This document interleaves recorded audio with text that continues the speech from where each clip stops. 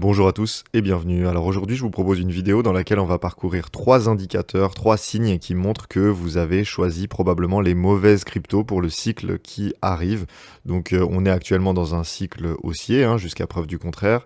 Et aujourd'hui, les altcoins ont très largement corrigé ces derniers jours. On a eu une belle correction sur le mois de février. Si vous voulez voir mon analyse, j'ai sorti une vidéo hier sur le sujet. Ici, notre but, ça va être de regarder 3 indicateurs. Ok. Si vous voulez profiter pleinement de ce bull run, il faut vraiment que vous passiez le test pour toutes les cryptos que vous avez en portefeuille. Regardez si elles respectent ces 3 indicateurs. Ça va vous donner une bonne indication sur la potentielle performance de votre crypto-monnaie. Donc on va démarrer tout de suite avec le premier indicateur, c'est celui du narratif. Ok, donc là on est sur Dune. Donc je vous mettrai le lien en description de la vidéo. Ici on est sur un dashboard qui retrace justement toutes les narratifs crypto et qui les classe justement par performance. Donc ici, vous avez typiquement sur les 3 derniers mois, la performance comparative des différents narratifs. Donc là, on a les cryptos d'exchange centralisés, donc type BNB, GT de Gate.io, etc. Vous avez la privacy, donc Monero, etc., qui se retrouve ici, la DeFi, etc. Donc vous avez plein de choses. Ici, vous voyez que globalement, on est pas mal en baisse sur le marché des altcoins. Donc toutes les narratifs sont quasiment en perte, à part ici les narratifs sur les contrats perpétuels qui sont légèrement positifs, ou les NFT par exemple. Moi, ce que je vous conseille de regarder, c'est d'avoir une vision. Donc là, a priori sur les 6 derniers mois. Les 6 derniers mois parce que depuis 6 mois, nous sommes en bull run, depuis même plus de 6 mois. Donc sur les 6 derniers mois, on était déjà en bull run et ça va vous donner une indication sur ce bull run, quels sont les narratifs qui performent. Donc on a la privacy, on a Bitcoin notamment, et tous les narratifs autour de Bitcoin, les exchanges centralisés, la DeFi, les mêmes coins, on a les Layer 1, la DeFi, encore une fois, l'account abstraction, les DEX, les Real World Assets, etc. Donc ici, il va plutôt falloir cibler justement les narratifs qui ont le plus performé et notamment ceux qui génèrent le plus de volume. Donc ici, forcément, de très loin, on a les mêmes coins, puisque on a énormément de volume, que ce soit à l'achat, à la vente. Beaucoup de personnes s'intéressent à la crypto par le biais des mêmes coins. Donc forcément, ça reste un secteur qui a sa place aujourd'hui dans la crypto-monnaie, qui même fait partie intégrante de la crypto-monnaie depuis presque ses débuts, depuis 2014 en tout cas avec Dogecoin. Et ici, bah voilà, on a tout ça. Donc essayez d'avoir vos cryptos qui sont à l'intérieur d'un narratif qui performe. Donc bien entendu, là dans cette vidéo, on va parcourir justement 3 critères qui sont de plus en plus importants. Et bien entendu, le dernier est le plus important et presque se suffit à lui-même. Le deuxième, c'est l'ancienneté de la crypto-monnaie. Ici, on est sur un snapshot, donc une capture d'écran du classement par market cap le 7 janvier 2018. Alors, j'ai pas pris cette date-là au hasard. Le 7 janvier 2018, pour rappel, c'était le top du cycle de 2017. On était juste là, juste sur ce top. Décembre, donc là, décembre pour Bitcoin et janvier pour les altcoins. Ici, on avait sur les altcoins le classement qui est le suivant. Et regardez un petit peu, est-ce que vous voyez des noms que vous reconnaissez? Alors, il y a beaucoup de cryptos qui n'existent plus, enfin qui existent, mais qui sont tombés très largement dans ce classement. Regardez par exemple NEM, IOTA, Dash, EOS, Neo, Quantum, etc. Toutes ces cryptos-là qui à l'époque étaient très hypées, etc. Elles sont vite retournées aux oubliettes. Regardez LISC par exemple, si on vient regarder la courbe de LISC, LSK. Donc voilà, plutôt ici, sur le LISC, vous voyez qu'on avait eu une performance très forte sur l'année 2018, sur le top. Et puis regardez sur le cycle de 2020-2021, eh ben, on n'a pas du tout réussi à atteindre les niveaux qu'on avait pu avoir par le passé sur le cycle précédent. Et ça, c'est une tendance qui est très courante dans les crypto-monnaies. Vous avez des crypto-monnaies qui globalement performent une fois très fortement et la seconde fois, elles vont performer beaucoup moins bien. Pour plusieurs raisons. La première, c'est que ici on va avoir des bag holders, donc plein de personnes qui ont acheté sur le top, ici vous voyez qu'il y a eu beaucoup de volume, donc beaucoup de transactions, on a eu beaucoup de vendeurs mais aussi beaucoup d'acheteurs, et ici elles ont perdu beaucoup, et quand le prix va commencer à remonter, elles vont vendre leur crypto-monnaie dès le début, et en fait ça va accentuer une pression baissière, ce qui va empêcher la crypto-monnaie de pouvoir remonter. Donc ça c'est un premier élément.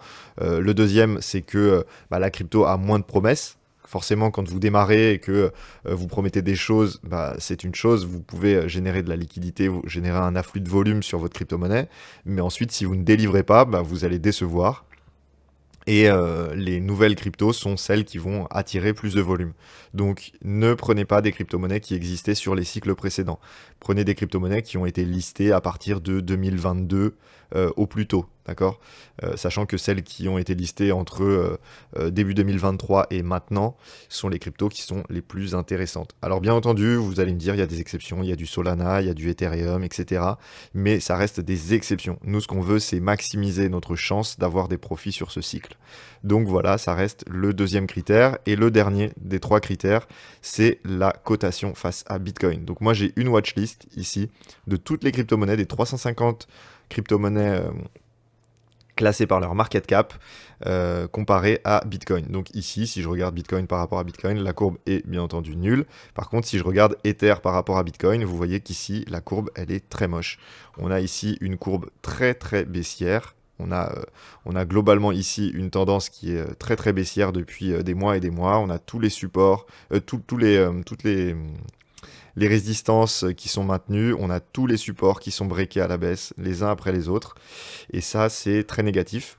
Donc vous ne voulez pas investir dans des crypto-monnaies qui sont dans ce genre de configuration. Ok, Solana, si on le regarde par exemple, lui, vous voyez que globalement, on a des supports long terme qui sont à chaque fois défendus. Alors ici, c'est l'exception qui confirme la règle, on avait un gros support qu'on est venu reprendre.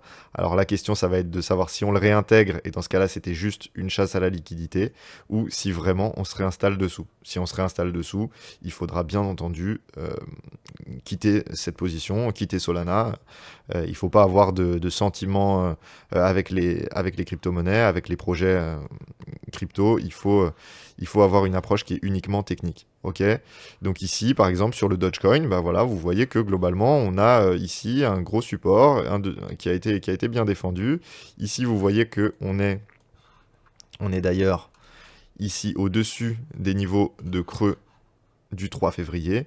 Donc ça, c'est très important. Si vous voulez faire un test, vous regardez si vos crypto-monnaies contre Bitcoin sont au-dessus de leur top du 3 février 2025. En l'occurrence, pour Dogecoin, c'est le cas. Si vous regardez par exemple Avax, là, vous voyez, c'est comme Ethereum. On est d'ailleurs au-dessus du top du bottom du 3 février, mais vous voyez qu'ici, la tendance, elle est quand même très très baissière, hein. Vous voyez que les résistances, c'est pareil que sur Ethereum, elles sont toutes maintenues, elles sont toutes systématiquement maintenues, et on les casse à la baisse à chaque fois. On est venu casser le gros support d'octobre 2023, et quand vous dézoomez, vous voyez que globalement, la courbe, elle a tendance à aller vers le bas. Ok, vous avez des petits épiphénomènes avec des petites remontées, mais c'est quand même très rare. Globalement, vous allez vers le bas. Et ça, c'est pas quelque chose que vous voulez voir. Donc maintenant, en bonus, hein, pour ceux qui sont restés jusqu'à cet endroit de la vidéo, je vais vous partager 3 cryptos qui respectent ces 3 conditions. Alors la première, c'est justement SUI. Donc SUI, elle a une très belle configuration contre Bitcoin. Vous voyez qu'ici, on était venu chasser justement ici ce creux, et on était venu tout de suite réintégrer. Donc là, on avait une jolie chasse à la liquidité.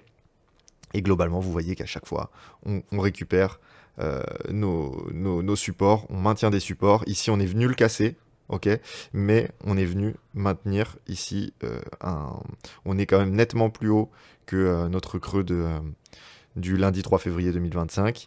Donc ça, c'est très intéressant. Forcément, les altcoins ont largement pâti du hack de Bybit, etc., de la pression baissière sur Ethereum et de la pression baissière du Bitcoin. Mais vous voyez qu'ici, on maintient quand même une dynamique qui est très belle. La deuxième crypto-monnaie, ça va être Pendle. Donc Pendle, vous voyez également une très belle configuration, hein. Vous voyez que globalement, la tendance, contrairement à Ethereum, elle est plutôt à la hausse. Vous voyez qu'ici, on a fait un joli retracement, mais le retracement est quand même assez sain, puisque si vous regardez ici, depuis le bottom, on est dans la zone de rechargement, d'accord. Donc potentiellement, ça peut être un bon endroit pour recharger sur Bitcoin. Pendle contre Bitcoin. En tout cas, on est dans cette zone de rechargement. Vous voyez que la tendance est quand même saine et haussière. Donc ça, c'est une très bonne crypto. Elle n'existait pas sur le précédent cycle. Elle a démarré sa cotation en novembre 2021. Donc après le top du précédent cycle. Et ensuite, la dernière crypto-monnaie qui respecte ces trois conditions, c'est Popcat. Alors Popcat, c'est un petit peu particulier, mais justement, je voulais vous en parler pour une autre raison. Donc ici, vous voyez que globalement, les niveaux qui ont été atteints ici en avril 2024 ont été très largement défendus, hein. Ici, je vais faire plutôt une ligne horizontale. Vous voyez ici, on est venu pile rechercher ces niveaux-là. Et depuis ces derniers jours où on est en train de chuter sur Bitcoin, vous voyez qu'ici, la tendance, elle est quand même bien maintenue, elle est quand même très belle. Et vous voyez que globalement, c'est une des seules cryptos qui maintient des supports, qui arrive à maintenir des supports. Donc à voir ce qu'il en est. Ici, le 13 février, c'est ici. On a eu un listing sur Coinbase, donc la plateforme Coinbase est la plus grosse de toutes les plateformes crypto. Elle ne liste que actuellement 280 cryptos différentes et elle a décidé de lister Popcat. Donc c'est peut-être un signe que cette crypto génère du volume, qu'elle génère de l'intérêt. Et ça c'est un des critères aussi qu'on va chercher à avoir. Donc voilà, volontairement je vous ai donné trois cryptos dans trois narratifs différentes, que ce soit la DeFi, les mêmes coins pour Popcat, et voilà, vous voyez que ici on avait une tendance qui également est très intéressante. Donc voilà, je vous remercie pour cette vidéo. Si vous avez aimé cette vidéo, n'hésitez pas à liker. Je propose également un guide 100% gratuit qui est en lien de cette description, et si vous êtes intéressé par une formation en analyse graphique, donc pour justement déceler les bonnes configurations graphiques, que ce soit les supports, les résistances, Ishimoku, la méthode de Wyckoff, les concepts de smart money, etc. N'hésitez pas à vous renseigner en cliquant sur le lien ci-dessous. Je vous remercie, au revoir.